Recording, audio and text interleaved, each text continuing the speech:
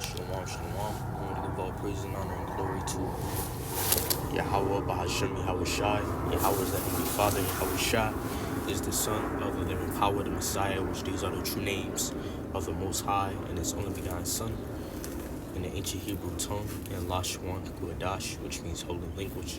Also want to give the honor to the elder apostles, to the elder bishops, to the upcoming elders that rule well at GMS. I want to give peace and blessings unto the elect. Salute shalom to the fellow laborers pushing his truth. Again, call halal la alahayana wa Yahweh ba'ashem Yahweh Shai. My name is Zakaria. Lord willing, I'm speaking, through the Spirit. If you don't know, the Holy Bible speaks about war, particularly World War I, World War II, and World War III.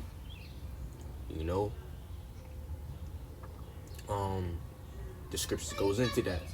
The Lord put the Spirit on the prophets to foresee, what's to come, in these last days, which we are in. The Lord have also put the Spirit on the prophets to write these things down. The things that they saw in visions, or the things they were told. The Lord ultimately put the Spirit on these men to write these things down in a piece of paper. In fact, let's get this real quick.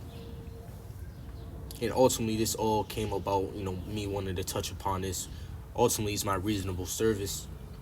I was freely given this word, and I gotta freely give. And this is how I labor towards Yahweh Shai's name, and towards you, brother, and you sisters that believe. This is how I feed you, or how I contribute.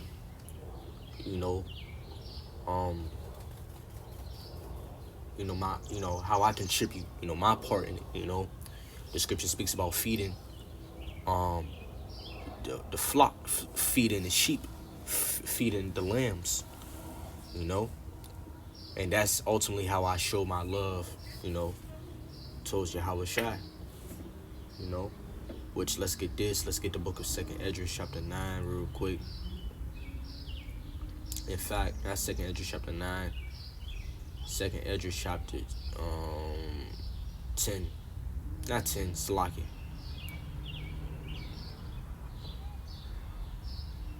Let's see real quick. Alright, 2nd Esdras chapter 15, Salaki. Verse 1. It says, "Behold, speak thou in the ears of my people the words of prophecy," which means to say before. The word prophecy means to say before, to speak before. Speak before something happens. Speaks something before it happens. In other words, which I will put in thy mouth, saith the Lord. And this is ultimately the words of prophecy have been put in the mouths of the prophets, in the mouths of the elder apostles, in the mouths of the teachers, the preachers, the evangelists, the men of the Lord.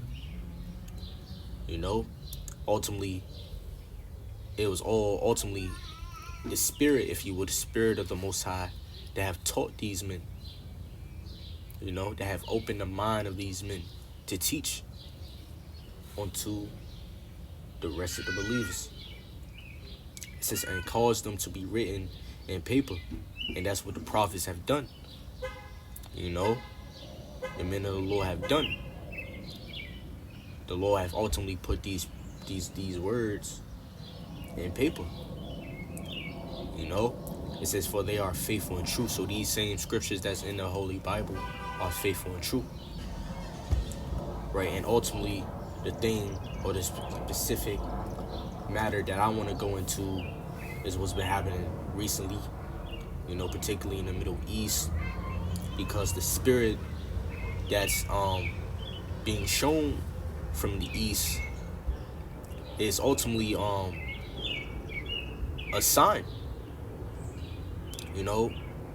It's a sign, and it's prophetic ultimately. you know, because ultimately the Lord, he's stirring up the nations against Edom. You know, he's stirring up the nations against Amalek. You know, and Amalek, which is the least of the flock, will ultimately be one of the main ingredients, if you will, to bring forth this world war. You know, and we see Iran, they're becoming more and more emboldened. You know, more and more confident in their power. You know, and they even being shown to have the upper hand um, before the Amalekites. You know, um, and that's all leading to that hour or that day of judgment, that hour of judgment. You know, you know, just which ultimately, before I get this, let's get the book of um Ecclesiastes, chapter 3, verse 16. It says, and moreover, I saw under the sun the place of judgment. You know, and these other religions and these other cultures, they teach that judgment begins after death. You know, they speaks about hell and these underground dimensions, or dimensions where you burn or get tortured or whatever. That's not true. Ultimately, under the place of judgment, under the sun is the place of judgment. That's when Jake is going to be judged. That's where the nations are going to be judged. It says that wickedness was there, and a place of righteousness, that iniquity was there. So wickedness is here, the place of righteousness is also here, even though it's small before wickedness. And iniquity is here. So the recompense is going to be here as well. The reward and the consequences of all this wickedness, of all the sins and iniquity, will be here as well, under the sun. And ultimately, one way the Lord bring forth the recompense is by war. That is a tool, if you will. War is a tool that the Lord useth to, or shall I say, for judgment. Ultimately, in fact, to prove that, let's get Isaiah chapter 45 or 7. I form the light and create darkness. I make peace and create evil. I, the Lord, do all these things. So the Lord is the Lord that created these evil times on the earth.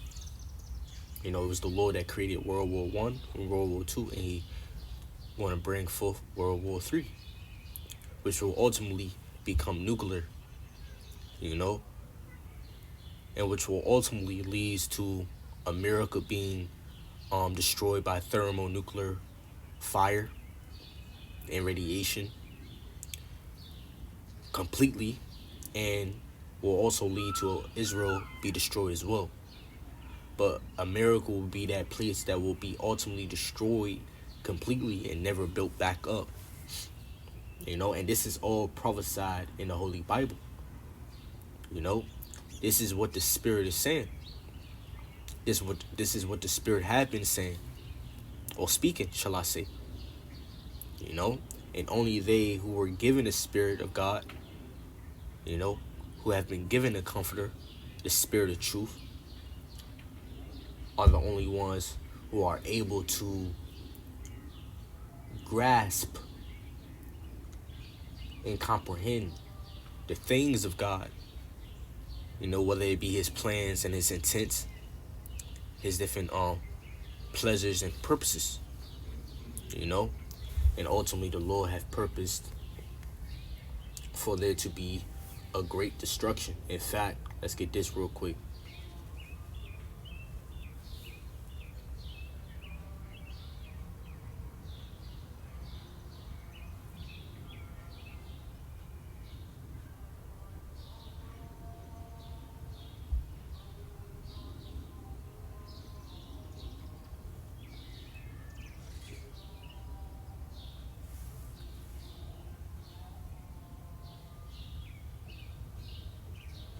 Let's get the book of Jeremiah chapter 50, verse 45.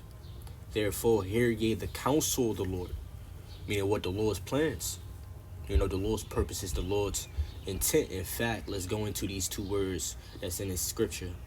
But let's go into the word counsel first, which is from the Greek word, Slaki, the Hebrew word. Strong's H 6098. Eitzah. Eitzah. Eitzah, which means advice or purpose.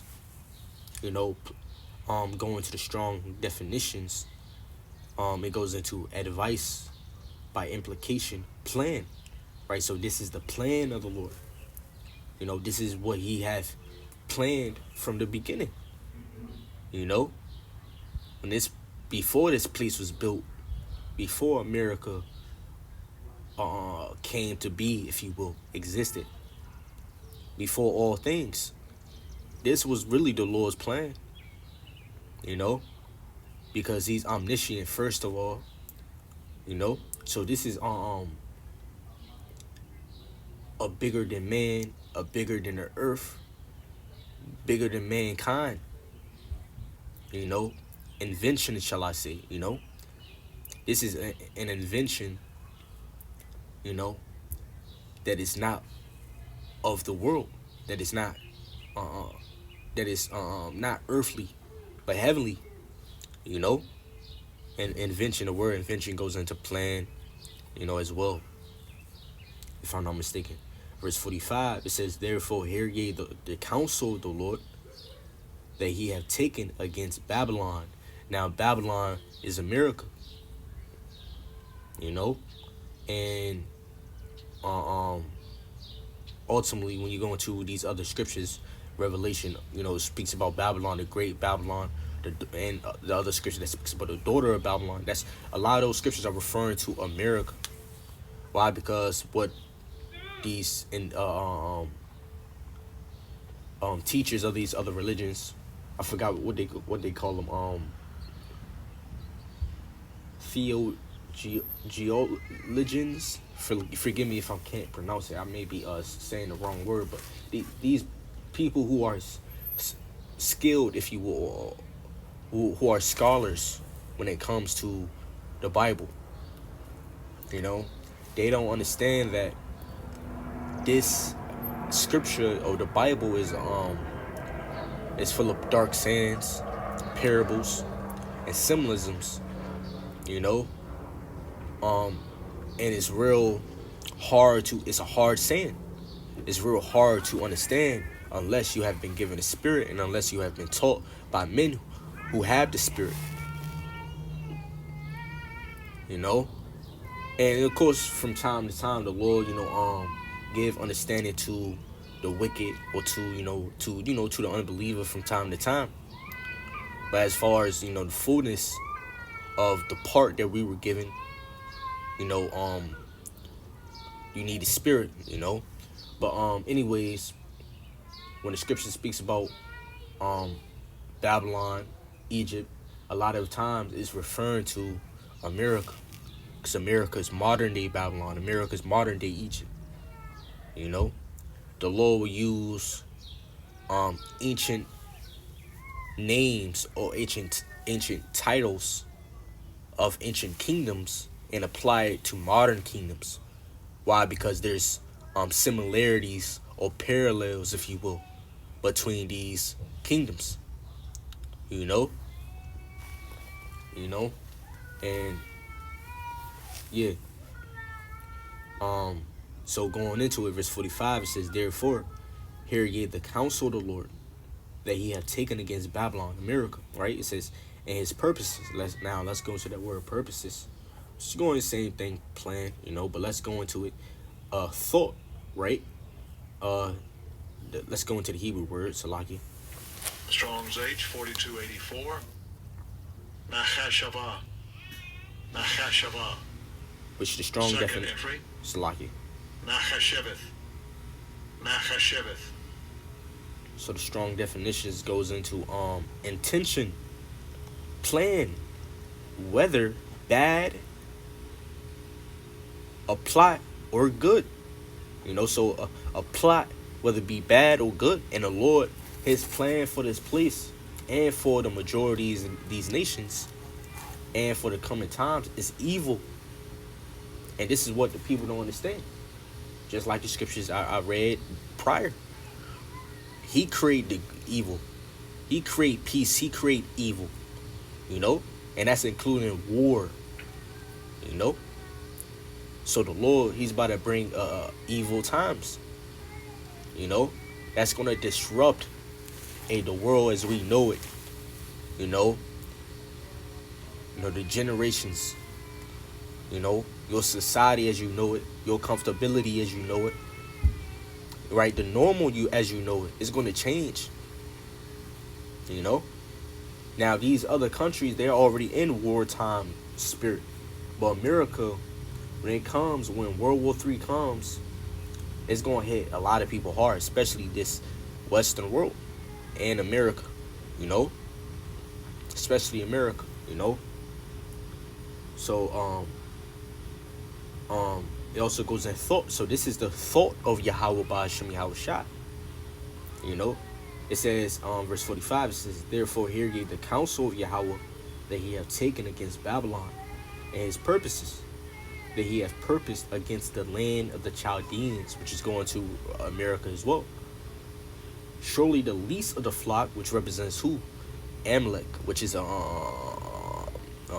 descendant of Esau. They're the least of the flock, which are today, they are known as the small hats. They who call themselves the J-ish, the JWs, the Israelis, they're the least of the flock, and in the Middle East, they're going to do certain things, and their activities, shall I say, and their inventions and the works of their hands will ultimately bring about or influence a certain war. And Salaki, bear with me.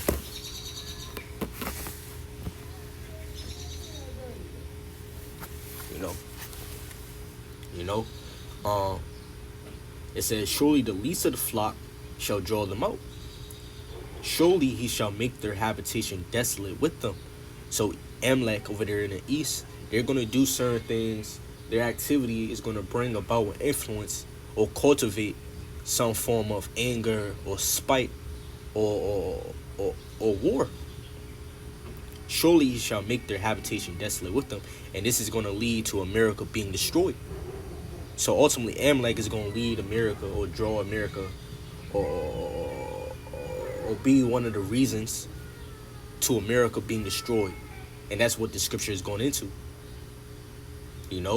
At the noise of the taking of Babylon, the earth is moved and the cry is heard among nations. And ultimately, it's going to become nuclear, and America will be destroyed and the nations, they'll know of it. This great city, Babylon, has fallen, and the reason why I wanted to touch upon this particular prophecy, ultimately we got to be like a broken record. There's really few things that there's many things, many prophecies, but technically when you in this thing for a while, when you stand back from it, it's really few. The things we were given, it's a part. It's really few, and we gotta be faithful in that. We gotta be we gotta bring them out. So if we so be a broken record, right? But the reason what made me want to touch upon this is these reports. All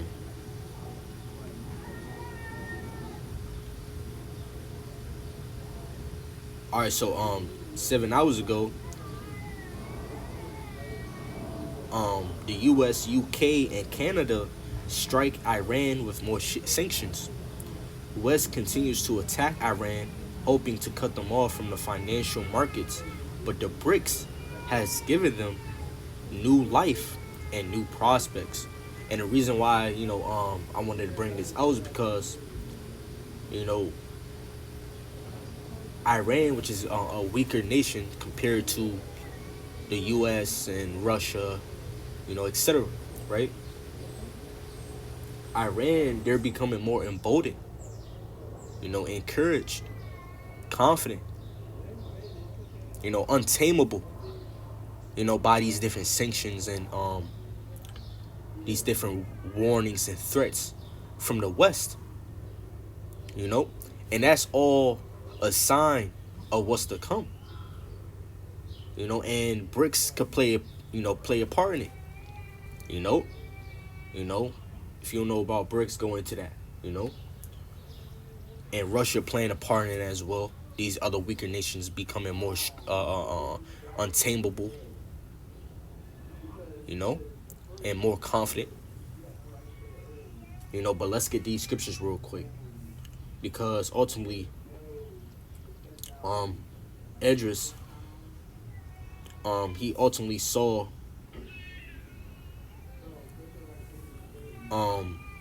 let's get it. Second Esdras chapter 15, verse, and Salaki for the noise in the background. Second Esdras chapter 15, verse 28. It says, "Behold, in horrible vision." So horrible prophecy is about to be fulfilled, man, be performed. It says, "In the appearance thereof from the east, yet from the Middle East." It says, "Where the nations of the dragons of Arabia," right? These different Islamic, Arabic, nations, It says, "Shall come out with many chariots." So it's gonna come. So they're gonna play a part, And the multitudes of them shall be carried as the wind upon earth, that all they which hear them may. And this is ultimately going into World War III. May fear and tremble. Verse 30 says, "Also the Carmenians, which represents the Iranians, raging in wrath, shall go forth as the wild boars of the wood." So this part of the scripture show you the type of spirit that's going to be on these Carmenians, on these Ishmaelites, in these last days towards the West, towards Israel, And if you don't know, we have an idea what the wild boar is like. Wild goes into untamable ultimately. In fact, let's go into the word wild, which means behave in an unrestrained or violent manner. So, and that's what's coming, man. Treat a person or animal harshly, So they're gonna become harsh, untamed, and that's the spirit that the Lord is gonna put on these nations, man, on these Carmenians, on the dragons of Arabia, man, as a wild boar. We all know what a boar is like. They willing and ready to fight anything, anybody. You don't even gotta be doing nothing. They come to attack you. And that's the spirit that's gonna be upon these Ishmaelites, man. It says, "And with great power shall they come and join battle with them. It shall waste a portion of the land of the Assyrians." So you Americans that's gonna be deployed over there, that's gonna be deployed and stuff like that. Hey, you're gonna be wasted. You're gonna be destroyed, man. A lot of you men that's in this country, a lot of you men that's in service already, and a lot of you men that may not be in the military, you're gonna be drafted, man, and you're gonna be put to death out there, man. But it will become, these different warfare capabilities, missiles, and stuff like that, drones, and and not only that, but it's going to become a nuclear, Verse 31, it says, "And then shall the dragons have the upper hand, remembering their nature," which is what a wild man, being a wild man, untamable. And this just reminded me of that, because those sanctions ain't gonna back these niggas off, In fact, another article I wanted to get, this is from Globe Eye News, posted 10 hours ago. It says, "United States says Russia's arms supply to Iran will destabilize the Middle East." So what we're seeing now is Russia being a guard onto these weaker nations, you know, which is prophecy, you know, being a guard, you know. Another one I wanted to get, you know, which, you know, that's really it. And I just wanted to show you that, you know, these weaker nations are becoming strong. In fact, let's just get that and then just close out, you know, keep our eyes open. Joel chapter 3, verse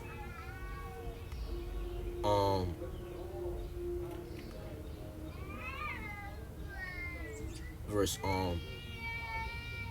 10, it says, beat your plowshares into swords and your pruning hooks into spears, and your plowshares and pruning hooks. That is literally speaking, that's a tool used, which ultimately is symbolic, but that's a tool used for agriculture, you know, cultivating and farming and stuff like that, you know. And, you know, ultimately that's going into wartime economy. And wartime economy, the best I can explain, Lord, when I can right now, is basically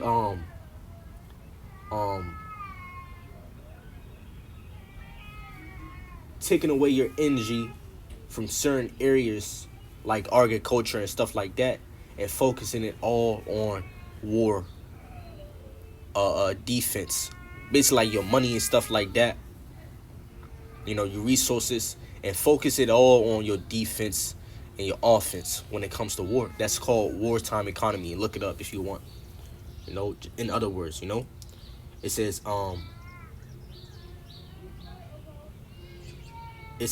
let the weak say I'm strong, you know. In fact, let's go into that word weak real quick, and strong as well, you know.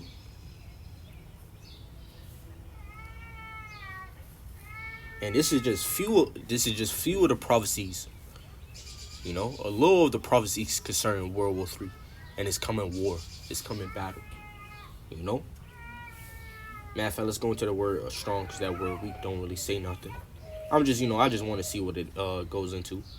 Weak goes into warrior, you know, champion, chief, excel, you know, brave man, you know, to prevail, you know,